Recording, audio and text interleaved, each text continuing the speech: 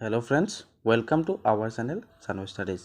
आज आम ये भिडिओर जरिए HS सेकेंड इयर आसामिसर chapter number 8 doctor Dinesh Chandra गोस्वामीदेवे लिखा वैज्ञानिक मानसिकता किदरे गढ़िब पारो এই চেপ্টাৰটোৰ পৰা পাঠভিত্তিক প্ৰশ্নোত্তৰসমূহ আলোচনা কৰিম।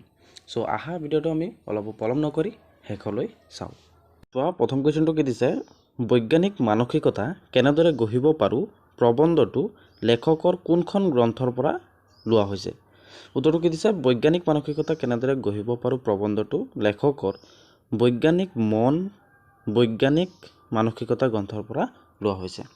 ঠিক তেনেকৈ 2 নম্বৰটো কুৱেশ্যনটো কি দিছে, বসন্ত ৰোগ হোৱাৰ বৈজ্ঞানসন্মত কাৰণ কি। উত্তৰটো কি দিছে, বসন্ত ৰোগ হোৱাৰ বৈজ্ঞানসন্মত কাৰণ হ'ল ক্ষুদ্ৰ ভাইৰাছ বা বীজাণু।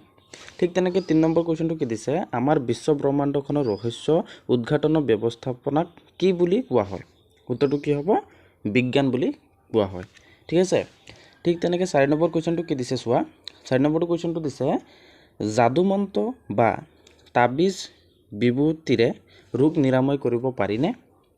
উত্তৰটো কি দিছে, যাদুমন্ত্ৰ বা তাবিজ বিভূতিৰে ৰোগ নিৰাময় কৰিব নোৱাৰি, ই এক মানুহৰ ভ্ৰান্ত ধাৰণাহে।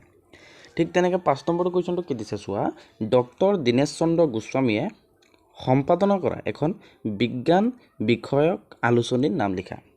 উত্তৰটো কি হ'ব, ডক্টৰ দীনেশ চন্দ্ৰ গোস্বামী দেৱে সম্পাদনা কৰা এখন বিজ্ঞান আলোচনীৰ নাম হৈছে দৃষ্টি। ঠিক তেনেকৈ ইয়াত 2 নম্বৰ আৰু 3 নম্বৰ কুৱেশ্যন এনচাৰখিনি ধুনীয়াকৈ দিয়া আছে। মই যদি কৈ যাওঁ তেতিয়াহ'লে ভিডিঅ'টো তোমালোকৰ বহুত দীঘলীয়া হৈ যাব, গতিকে মই এনেকৈ তোমালোকক দি যাম আৰু তোমালোকে ভিডিঅ'টো কি কৰিবা, স্ক্ৰীনশ্বট মাৰি নাইবা পোষ্ট কৰি ভিডিঅ'টো ধুনীয়াকৈ কুৱেশ্যন এনচাৰসমূহ লিখি যাবা। এতিয়া মই দি গৈছোঁ, তোমালোকে ধুনীয়াকৈ লিখি যাবা।